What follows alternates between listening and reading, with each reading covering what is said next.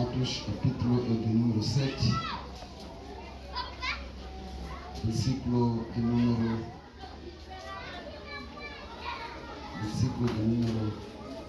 9 em diante. Os irmãos invejosos de José venderam-no para o Egito, mas Deus estava com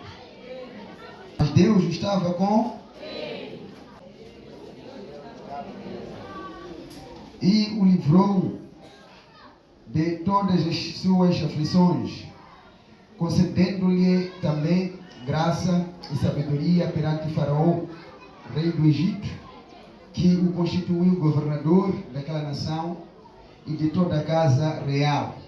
Sobreveio, porém, fome em todo o Egito, e em Canaã houve grande tribulação, e os nossos pais não acharam mantimentos. Mas tendo ouvido Jacó que no Egito havia trigo, enviou pela primeira vez os nossos patriarcas.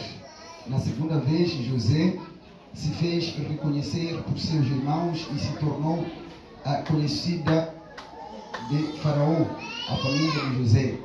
Então José mandou chamar a Jacó, seu pai, e toda a sua parentela, isto é, 75 pessoas. Amém. Pai, fala conosco em nome de Jesus. Nós precisamos do Espírito Santo que nos revele, venha debruçar a sua palavra para o nosso crescimento e a nossa edificação, em nome do Senhor Jesus. Nós oramos. Amém.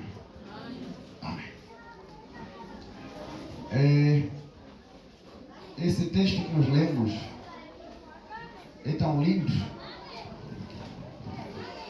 não somente tão lindo, mas também tão rico de informação, porque Estevão está aqui a trabalhar junto com alguns invejosos, porque se você for a ver no capítulo de número 6, nos dois últimos versículos, diz que Estevão era muito usado pelo Espírito Santo e ele fazia prodígios, maravilhas, milagres, e que por várias vezes os doutores da lei, alguns homens, tentaram prendê-lo, tentaram acusá-lo falsamente, mas eles não conseguiram condenar ou acusar Estevão.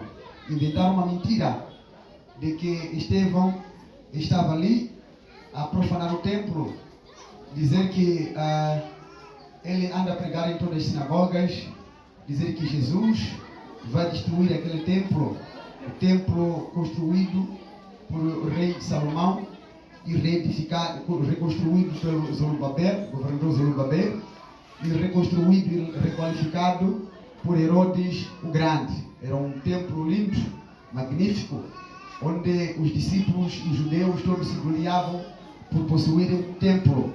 O templo como casa de oração, lugar de adoração, lugar de louvor, que mais tarde transformara-se em lugar de câmbio, em lugar de negócio. E Jesus mais tarde destruiu ali as bancas, as lojas de alguns homens.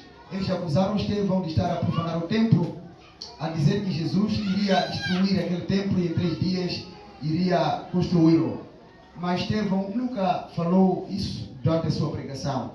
Mas o que nos chama a atenção aqui é que, de forma como Estevão responde às acusações nas quais as pessoas faziam contra ele, as acusações nas quais as pessoas trouxeram contra ele, Estevão não disse que eu não falei isso. Estevão não disse que eu não preguei sobre isso. Estevão não brigou com eles.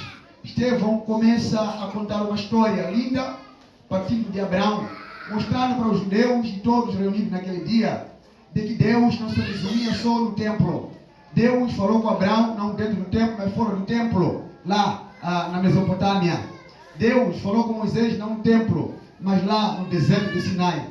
Deus abençoou a José, não no templo, mas lá no Egito, mostrando para eles que o templo não era nada mais, nada menos do que um lugar só de encontro. Mas Deus, o Deus de Israel, o Deus verdadeiro, não habitava. Ele mesmo disse, o próprio Estevão disse, que esse Deus não habita em templos edificados pelas mãos humanas. Então isso aumentou a fúria dos homens. Eu um dia, se chegar no céu, é claro, vou chegar, se encontrar Estevão, certamente encontrarei ele. Eu vou pegar na mão dele, vou dizer: Estevão, com que graça que você conseguiu pregar todo o Antigo Testamento, começando pela chamada de Abraão, até o nascimento de Cristo, em um só dia, no Sinédrio, no lugar de julgamento. Como você conseguiu pregar isso? E eu acho que ele vai ter uma explicação, vai ter que me explicar nesse dia, porque eu vou sentar com ele e vou pedir explicação. Pense no homem que tinha graça, pense no homem que conhecia a lei, pense no homem que sabia interpretar a lei, que sabia explicar às pessoas sobre a lei e sabia bem como trabalhar com ela. Ele morreu pregando, não morreu morreu sendo assassinado, sendo apedrejado, mas pregar. Eu não quero falar sobre Estevão, mas quero falar sobre a história de algumas pessoas. Diga assim para alguém: a minha história será contada. Diga assim, mais forte: a minha história será contada. Alguém vai ter que falar sobre mim. Alguém vai ter que falar da minha história. Porque eu nasci com um propósito. Eu tenho um propósito. Eu não vou partir desta terra até que se cumpra os propósitos do Senhor na minha vida. Agora a pergunta é: eu não sei se você tem um propósito ou não. Há um propósito em você? Você nasceu para um propósito? Qual é a sua missão nessa terra? Você nasceu só para comer arroz e feijão e daí morrer? Ou você nasceu para cumprir um propósito? Escuta atentamente e você vai te dar uma resposta ou não. Te deu uma resposta? Amém? Olha, todos nós nascemos com um propósito. Eu estava aqui parado e eu estava em oração pedindo a Deus do que iria ser trazido hoje. Deus me fez contemplar este pedaço de prego aqui. Eu contemplei este pedaço de prego. Quando eu contemplei, Deus disse: olha, você consegue enxergar esse prego? Eu disse: sim, estou vendo esse prego. Esse prego um dia já teve a sua função. Esse prego um dia é prego de chapa. Um dia pregou chapas. Tinha um chapéu aqui atrás. Um dia suportou as nossas chapas aqui, quem sabe aqui mesmo antes de idade. Ele pregou, suportou as chapas, os ventos sobraram, mas as chapas ficaram ali com este prego. Se calhar o tempo passou, ele está em pedaços, está enferrujado, está esquecido, mas esse prego um dia serviu para alguma coisa. Esse prego um dia fez uma história. Esse prego um dia fez alguma coisa. Nós estamos a olhar para ele enferrujado, se calhar esquecido, porque a senhora que varreu aqui, se não tivesse varrido aqui, eu acredito que ninguém ia encontrar mais esse prego. Olha, ele um dia esteve no lugar certo. Um dia esteve no propósito porque ele foi criado. Esse prego foi criado com característica de ficar numa chapa e alcançar o barrote, uma madeira, e segurar as chapas de zinco. Nós habitamos nesse teto, pregamos, cantamos nesse teto. O que suportava este teto para que o vento não levantasse as nossas chapas era exatamente um prego como este. Eu perguntando na minha meditação, disse: meu Deus, o que pode ser isso? Deus disse: olha, a cada um de nós nasce para um propósito. Este prego, quando estava ficado no seu lugar, ele serviu para alguma coisa. Este prego, quando estava a seu serviço, a obra, porque ele foi criado, ele servia para o bem. Ele servia para alguma coisa boa, honroso, todo mundo respeitava, todo mundo gostava. Mas olha só, quando ele saiu do seu lugar, nada mais, nada menos, ele serve agora em alguns momentos de perigo para as pessoas. Em alguns momentos de perigo para algumas pessoas, algumas crianças. Porque ele pode picar a gente e se ferir. Ele pode furar a nossa pele, o nosso pé. Ele pode furar as nossas crianças, porque já é perigoso agora. Olha, eu perguntando ao Espírito Santo, mas o que pode vir a ser? Jesus disse que, olha, pessoas, crentes, quando saem do lugar, por que foram chamados? Quando saem do lugar para o qual eu, Senhor, os coloquei, eles servem de obstáculos para algumas pessoas. Eles servem de impedimento para algumas pessoas. Eles servem de chatice para algumas pessoas. Eles servem de pico para algumas pessoas, para os outros que queiram entrar, para os outros que queiram passar. Essas pessoas não podem mais porque já saíram do lugar onde estavam. Já saíram da posição que estavam. Serviam porque estavam na posição certa. Serviam porque estavam no lugar certo. Estavam dentro dos propósitos nas quais Deus os chamou. Olha, se nós estamos aqui é para um propósito.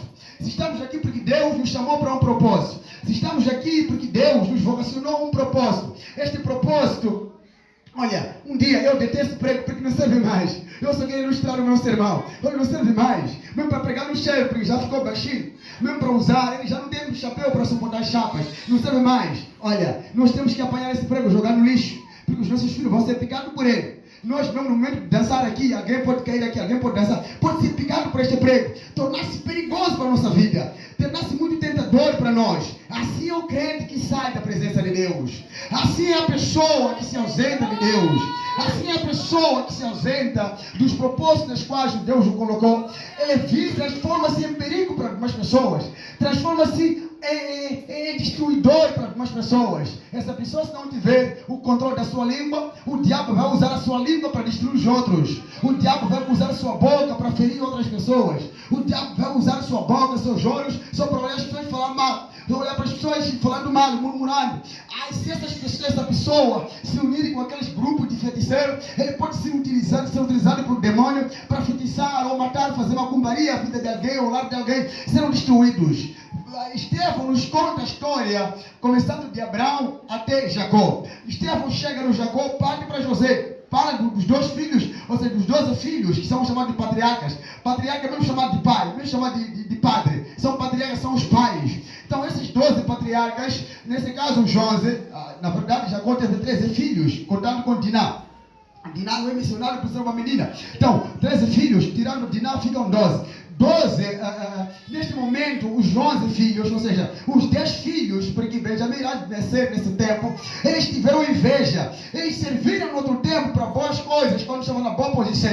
Mas quando eles deixaram o propósito nas quais Deus os fez vir neste mundo, quando eles saíram do propósito na qual Deus os fez viver nessa terra, quando eles se esqueceram da promessa do Senhor, por que Deus os trouxe no mundo, por que estão a viver, quando eles esqueceram achando que, olha, Deus os colocou na vida para namorar, é quando já alguns Judá começaram a namorar com mulheres na cidade, e quando outros filhos começaram a destruir filhos de Siquém, quando eles perderam o propósito de Deus, quando eles saíram do propósito de Deus, é quando o texto bíblico diz, eles começaram a ter ciúme de José, eles começaram a ter inveja de José, eles começaram a ter a invejar o sucesso de José, que Deus estava dando a José. Neste momento diz a Bíblia que a única maneira deles como tentar destruir José, não tinha como, eles inventam um assassinato, eles vendem o José. Depois de terem vendido, diz Estevão aqui que, olha, nesse momento, depois deles terem vendido a José, eles pegaram a capa dele, mataram o animal, molharam com sangue, entregaram ao pai. Disseram, papai, quem sabe o seu filho, não sabemos se foi morto ou não, mas veja se essa capa pode servir, se é dele ou não.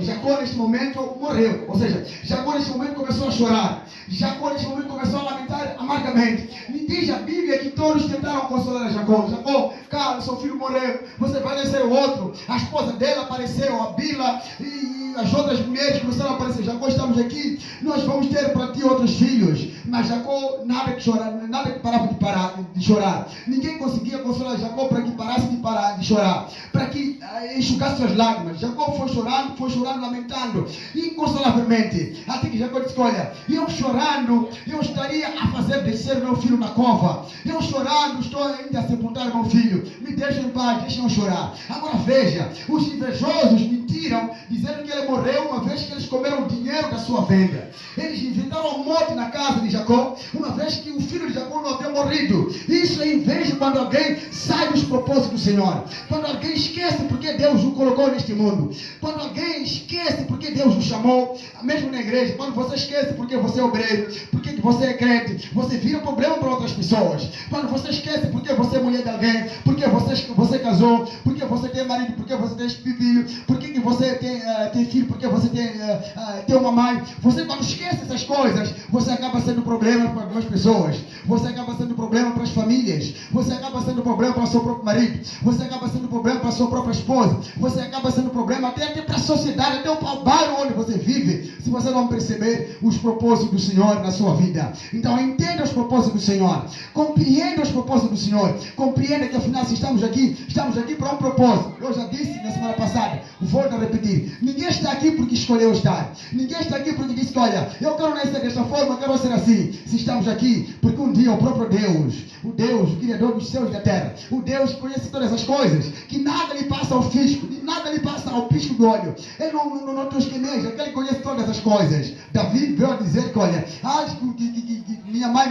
me conhecesse, antes que minha mãe me concebesse, tu, Senhor, já me conhecia. Davi chegou a dizer, você sonda os meus passos, você guia os meus caminhos, você não me deixa cair. Isso significa que ninguém cai. Jesus disse que não cai nenhum fio de cabelo na nossa cabeça sem que o Senhor o conheça. Significa que Jesus chegou a dizer que até um passarinho que sai do voo por cima, ele não cai para baixo sem que o Senhor tenha o conhecido. Significa que cada coisa que acontece, seja uma queda, seja uma vitória, seja um sucesso, seja um fracasso, tudo está diante do olhar do Senhor. Tudo está diante dos planos, dos propósitos do Senhor. Olha, para quem que é chamado para um propósito, o sofrimento não é sofrimento. O sofrimento é exatamente um transporte para chegar aonde Deus quer. Veja que José foi vendido, mas o que eu gostei no texto que nós lemos, diz que, mas Deus estava com ele. Deus estava com ele. Agora contemple, perceba que mesmo nessa situação que José sofre, mesmo nesse problema, desafio, nessa venda, se fosse José, eu teria abandonado Deus. Se eu fosse José, eu teria parado de orar. Se eu fosse José, eu ia dizer que não, Deus, o Senhor não é comigo. O Senhor me deu sonho, eu sonhei, e tal, todas as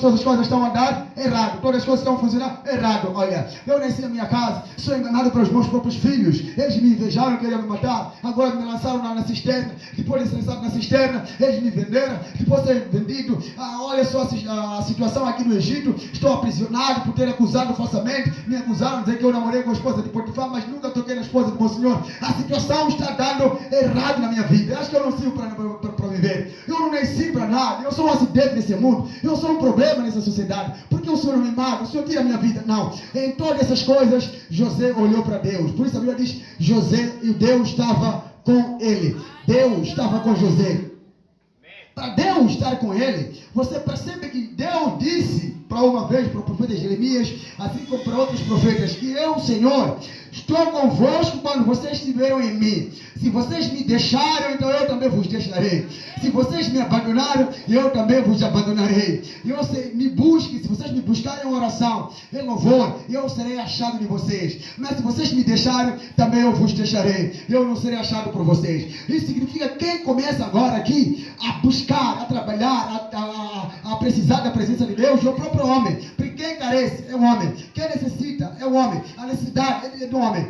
Quem necessita agora de Deus, quem precisa da ajuda de Deus é o próprio homem, não Deus. Muitas vezes nós pensamos que Deus precisa da nossa ajuda. Deus não precisa da nossa ajuda. Deus precisa do nosso apoio. Deus não precisa do nosso apoio. A única coisa que Deus faz conosco é o que nós chamamos de cooperação e colaboração. Somente isso. Cooperação e colaboração. Pega na mão do seu irmão e diga assim, Deus quer cooperar com você. Deus quer cooperar com você. E quer colaborar com você. Vamos colaborar com Deus. Vamos cooperar com Deus. Mas isso, diga para ele, mas isso não significa que Deus depende de você. Se você não vir aqui, Deus vai trazer outro. Se você não cumprir o seu propósito na terra, Deus vai levantar outro. Diga para ele, diga, tem muito bandido lá fora. Tem muito prostituta lá fora. E Deus vai salvar aquela gente. Vamos cumprir o propósito de Deus. E quem fica atrás é você. Amém por isso.